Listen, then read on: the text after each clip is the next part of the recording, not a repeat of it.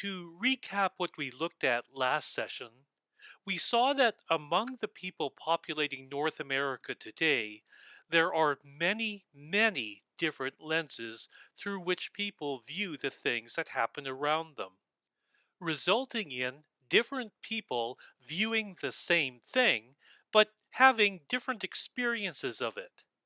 And what is at the root of this phenomenon? It is the fact that the Western world has seen three different ways of thinking. First, the green way of thinking that reigned alone for millennia, but was joined about 600 years ago by the red way of thinking, and both were joined about 70 years ago by the blue way of thinking. And today, everyone's thinking is made up of differing proportions of the three.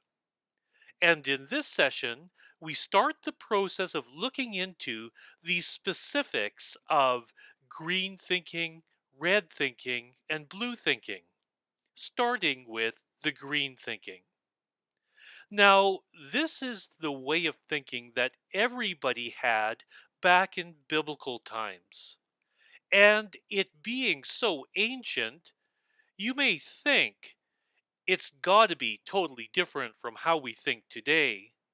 But actually, significant traces of this green thinking have survived these thousands of years. And it's almost a certainty that each of us here this evening has at least some green thinking in us. So watch for it.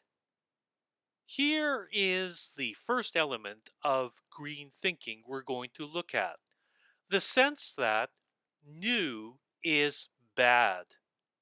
Our culture today has the inclination to think that new is good. New means fresh, innovative, better, more convenient. But the ancients thought that new was bad, that it was dangerous, a threat. And as a result, things hardly ever changed. A person could go through their whole life with nothing at all changing. Clothing styles, food to eat, farming techniques, religious practices, all exactly the same throughout their whole life. Now, this sense that new is threatening may appear odd to us. But when you see the next element of green thinking, it will start making sense.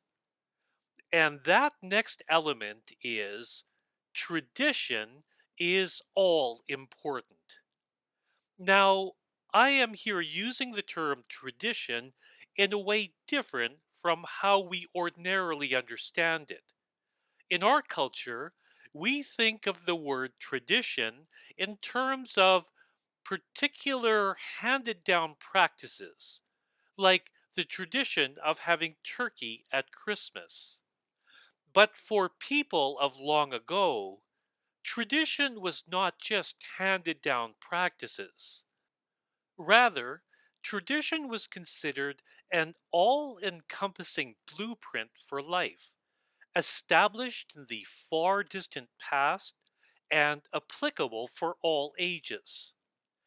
And if we had more time, I would play for you Tevia's song Tradition from Fiddler on the Roof. Instead, I will give you just a Cole's Notes version. Near the beginning of the song, Tevye explains, because of our traditions, everyone knows who he is and what God expects him to do. And the song goes on to give the specifics. The father makes a living, has final word at home. The mother knows how to make a proper home, raises the family. The son starts Hebrew school at 3, picks a trade at 10, has a bride picked for him. The daughter is taught the housework by Mama, has a groom pick for her. So, tradition is considered a blueprint covering every aspect of life that is just second nature to everyone, that is simply a part of everyone's subconscious, conditioned into them since the time they're born, such that they wouldn't even be aware that anything else was even a possibility. Now it becomes clear why things could remain static year after year, decade after decade, century after century. This orientation produces people for whom all truth has already been discerned by the ancestors.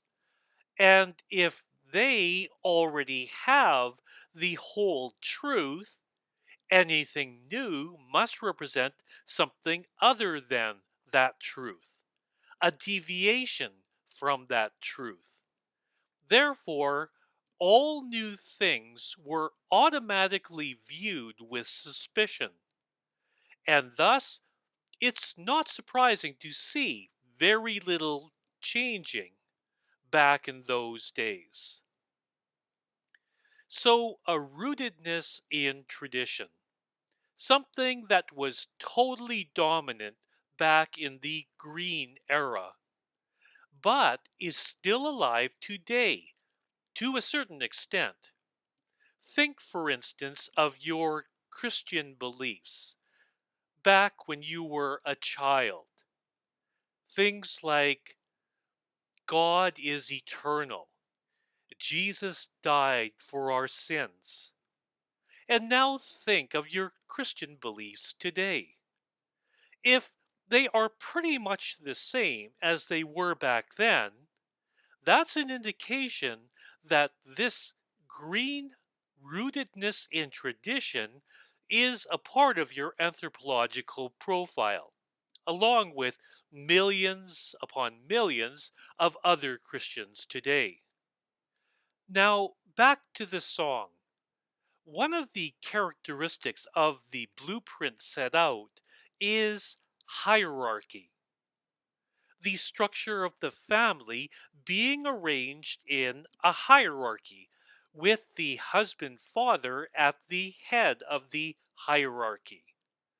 And hierarchy is another major component of the green way of thinking. So, in the green period, everyone had a hierarchical view of the family. But it didn't stop there, for people of that era thought hierarchically about everything. Everything in their society was arranged in hierarchies. Politically, there was a ruler at the top holding ultimate power. Then there were a handful of nobles holding some power, with the poor masses at the bottom having no power. Not even the power to vote for the leader of their choice. For this was before the development of democracy. Religiously, the hierarchy involved God at the top, then church officials, then the masses at the bottom again. Here, God, of course, holds all the power, and the church officials hold some power that is derived from God, and the masses hold none. What kind of power did the church officials hold over the masses? Well, the masses were illiterate, and so only had access to the contents of the Bible if the church officials would read from the Bible to them. The masses couldn't even obtain salvation on their own, for tradition said salvation was available only through sacraments, like baptism and communion. Thus, church officials controlled who received salvation, since they controlled who got baptized and who received communion. So, a world in which all people subconsciously expected everything to be arranged in hierarchical structures, decade after decade, century after century. And this green trade also has survived down to today. One obvious indication of this is the very common belief that pastors are heads of their congregations, and they should never be questioned.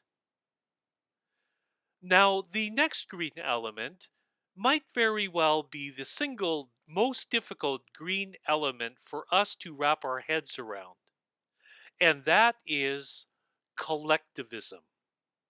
Everyone in the green era looked at everything through a collectivistic lens. So a person would not go through life thinking about what are my goals, what are my interests, what are my plans. In fact, it would never even occur to them to think in terms of my goals, my interests, my plans. In order to think in those terms, you need to have a sense of being an individual. And people of the Green Era had no such sense. They were not individualistic in their thinking. Rather, they were collectivistic in their thinking. They thought in terms of their family's goals, their family's interests, their family's plans. To put it another way, members of a family didn't think of themselves as individuals, but rather as parts of a single collective, as parts of a family. And who established the goals, interests, and plans for the family unit? Well, it was the husband father, the head of the hierarchical family structure. And so it would be he who does all that. And if a decision needed to be made on something related to you, it would never even occur to you that you would have any say in the matter, even regarding something as momentous as who you will marry. Your marriage would just be arranged for you, and it would never occur to you to voice your opinion. We in our culture have been conditioned much differently. We have been conditioned as individuals.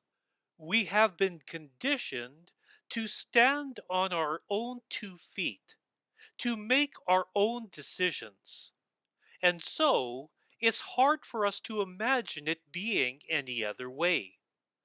But in a collectivistically oriented society, the focus is always on the family unit, never on the individual.